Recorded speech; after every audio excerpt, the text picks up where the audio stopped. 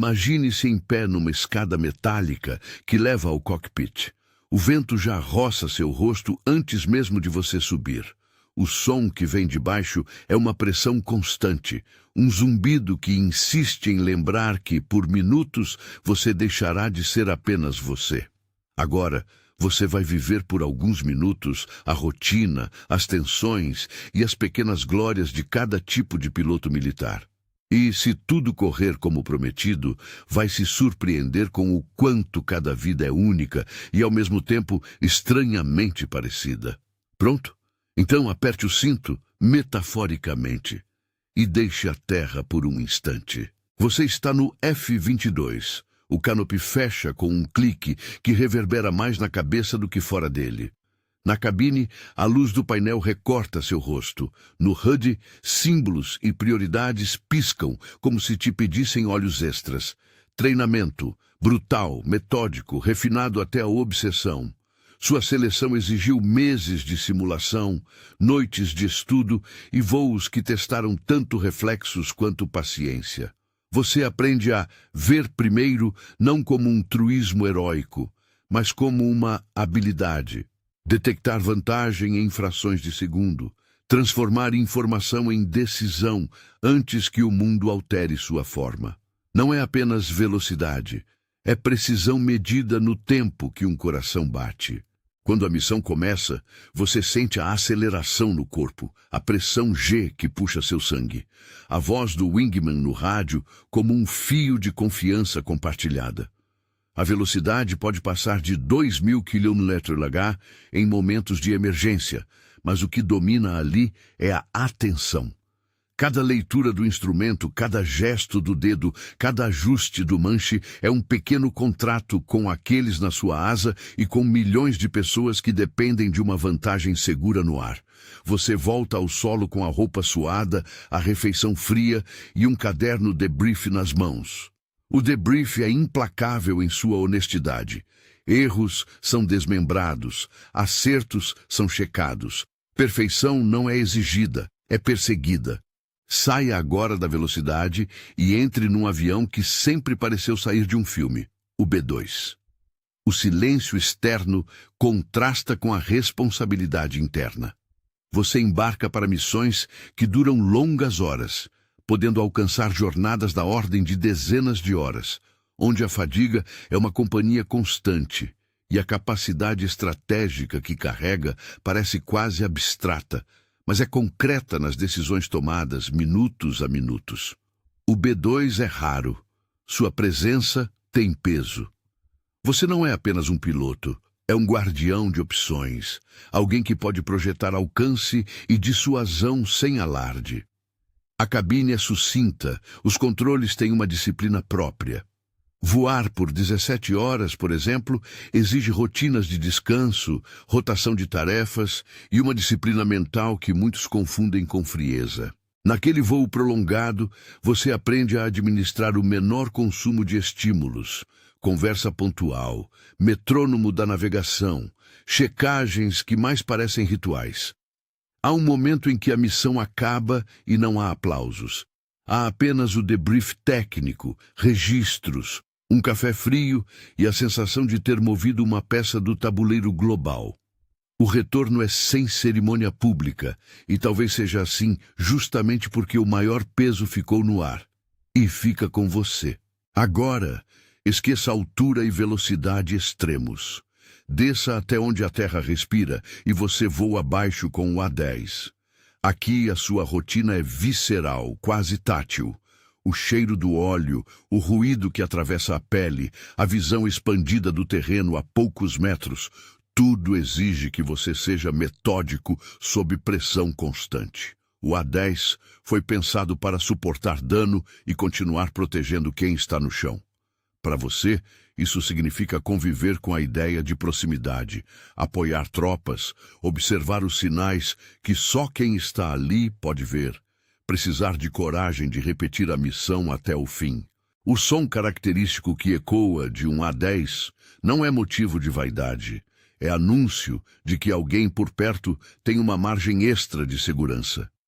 Treinamento aqui é sobre coordenação com forças em terra, entender o que uma ação aérea pode resolver e o que só a presença pode dar. Você aprende a não romantizar o ruído das armas. É um recurso calibrado para proteção, não uma trilha sonora. Depois de cada saída, vem o relatório e as perguntas. O que foi necessário? O que poderia ter sido diferente? Esse escrutínio cria um tipo de responsabilidade silenciosa que se instala em você. É uma disciplina que pesa tão naturalmente quanto o colete no seu corpo. Transição, do apoio próximo ao rigor de um pouso que exige a precisão de um cirurgião. Você está agora a caminho do convés de um porta-aviões, como aviador naval, em um FA-18. A superfície do convés tem o tamanho de uma quadra, pequena quando comparada ao oceano que a circunda. A noite e as ondas completam um cenário onde cada erro tem consequências imediatas. A aproximação ao navio é repetição e milimetragem. Você se treina a pousar até que o reflexo seja quase involuntário, mas a cada retorno há um foco renovado. No deck, a coordenação é coreografia. Olhares, sinais, o trap, aquele momento em que você confia, toda a desaceleração a engenhos e cabos. É uma prova de confiança entre você e uma equipe que às vezes tem minutos para reagir. Em dias de tempestade, pousos noturnos e curta extensão de convés, você aprende que repetição e paciência se tornam virtudes que salvam vidas.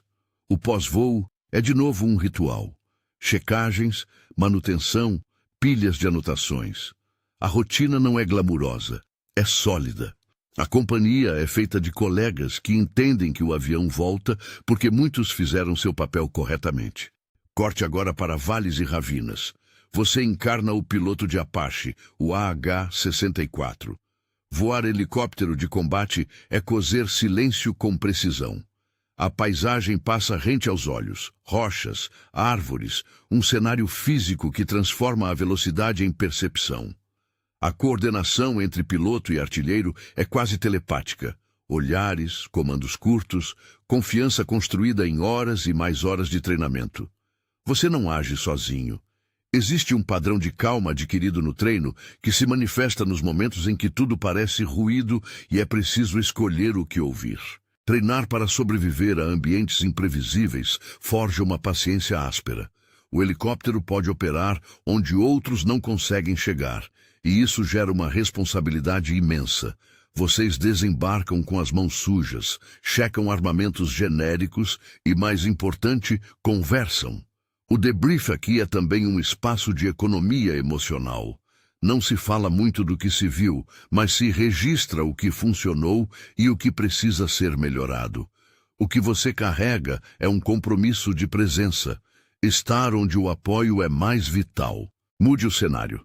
Agora você está no C-17, o piloto de transporte que move o mundo. Não há heroísmo barulhento aqui. Há precisão logística. Seu voo pode não aparecer em manchetes, mas quando contas precisam chegar aonde nada mais chega. É o seu avião que cai na rota. A rotina de um piloto de C-17 é pautada por planejamento, por entender pesos, cargas, tempos. Às vezes, sua missão envolve 3 ou 4 pousos rápidos em áreas remotas, descarregando vidas, suprimentos ou equipamentos que fazem a diferença ali e agora. Você se acostuma com o peso literal e metafórico da responsabilidade. Toneladas transportadas, vidas que dependem da sua exatidão de tempo. O trabalho é muitas vezes não glamouroso. Planilhas, briefings, coordenar com equipes em solo que têm pouco tempo para receber a entrega. O reconhecimento talvez venha na forma de um aceno de um oficial que acabou de receber ajuda, ou na satisfação silenciosa de saber que aquela missão saiu conforme o planejado. Há uma disciplina de rotina que transforma o ordinário em extraordinário. E quando a missão é salvar uma vida, sua vida se intensifica de forma diferente. Você é piloto do HH-60 Pavihawk em uma saída de busca e salvamento. O lema é simples e pesado. Outros podem viver. Você voa para lugares onde os outros não podem ou não querem ir. Acordes de tensão se misturam ao sentimento de que, quando chegam, estão ali para cumprir um dever humano direto. O ambiente pode ser hostil, noites sem lua, mar agitado, colinas cobertas. A tripulação aprende a operar em sincronismo absoluto. O piloto no manche, o copiloto nos instrumentos, o resgatista se preparando para descer. O maior prêmio não é um troféu. É o gesto de um sobrevivente que segura sua mão. O olhar de gratidão que vale mais que qualquer elogio técnico. O debrief contém menos números e mais histórias. Relatos de quem respirou novamente graças a uma janela de tempo bem aproveitada. A rotina inclui checar cordas, coordenar evacuações médicas e manter uma paciência que só quem salva entende. Agora sente-se numa cadeira diferente. Não há canopy, não há vento no rosto. Você é operador de RPA, pilotando um MQ-9 Reaper do outro lado do mundo. Seu console acende e a paisagem no monitor é tão real quanto distante. A desconexão geográfica é uma realidade que pesa. Você observa horas e horas de vídeo, toma decisões a partir de imagens, comunica-se com equipes que estão fisicamente a milhares de quilômetros. A técnica é controlada, mas o impacto psicológico é bruto. Enquanto muitos imaginam o operador como alguém confortavelmente isolado, a verdade é mais complexa. Durante longas patrulhas, você desenvolve um laço profundo com a sua estação. Movimentos repetidos, padrões de vigilância, o tédio entre os picos de tensão. Quando surge a necessidade de ação, a decisão vem com uma responsabilidade que ecoa emocionalmente. Há relatos de operadores que carregam o peso dessas escolhas nos dias seguintes. A distância não elimina a intensidade ética do trabalho. Treinamento envolve mais do que dominar controles. Envolve aprender a conviver com a responsabilidade de decisões tomadas com base em imagens e sensores.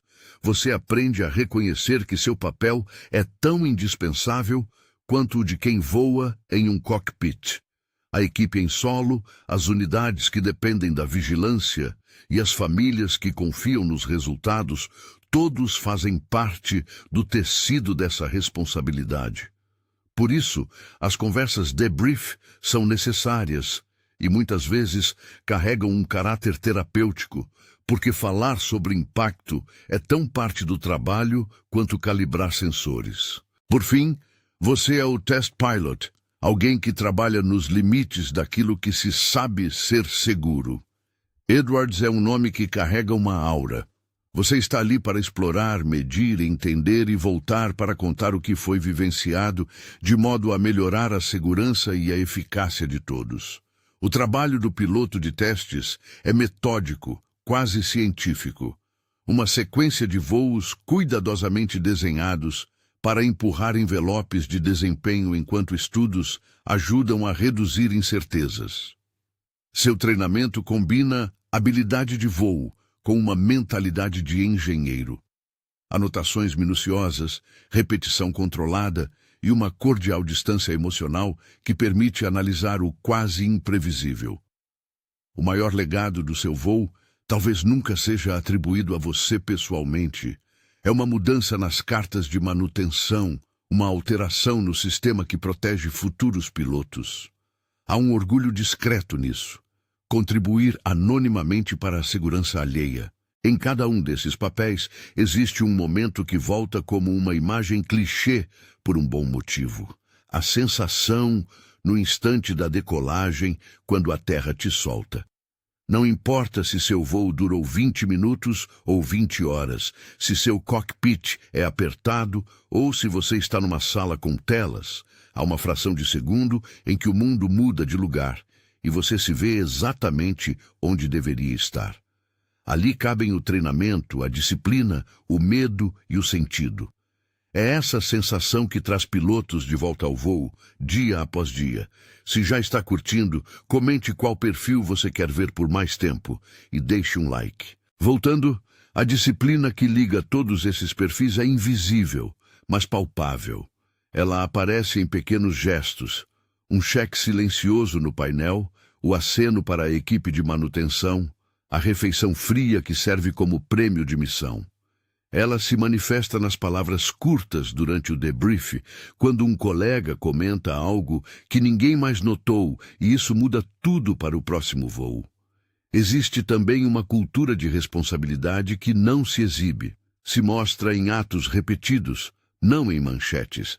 E há um impacto humano que corre por baixo, o peso da decisão, o custo psicológico de situações vividas, o orgulho de servir sem alarde. Alguns pilotos carregam cicatrizes visíveis, outros marcas internas. Seja no ruído de um motor ou no silêncio de uma sala de operações, todos compartilham a experiência de ser responsável por algo maior que si mesmos. É essa mistura que define a vida diária. Rotina rígida, salpicada de momentos em que tudo muda de forma súbita e irrevogável. Ao encerrar este passeio pelos diferentes tipos de piloto, imagine-se novamente naquela escada. Você subiu, viu, sentiu e aprendeu. A surpresa, muitas vezes, está na proximidade do humano com o técnico. O piloto que pousa no convés é, acima de tudo, alguém que depende de olhares e sinais. O operador de drone é alguém que vive com imagens por semanas. O piloto de transporte é quem, em silêncio, entrega a estrutura que mantém operações viáveis.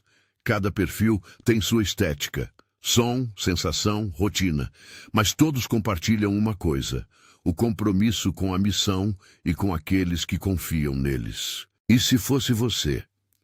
Talvez o que o surpreenda não seja a coragem ou a tecnologia, mas a insistência de rotinas que parecem banais. O café frio, a manutenção feita no fim do expediente, o debrief repetido. Talvez o que te pegue desprevenido seja perceber que heroísmo, muitas vezes, mora no zelo discreto. Se alguma dessas vinhetas mexeu com você, se quer saber mais sobre alguma delas, inscreva-se para mais mergulhos como este e compartilhe com alguém que ama aviação.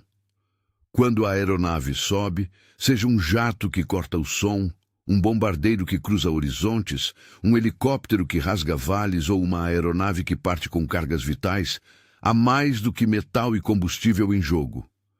Há disciplina, responsabilidade, escolhas e pessoas. Você agora tem uma visão ampliada. A vida de cada tipo de piloto militar é uma composição de rotinas, tensão e humanidade.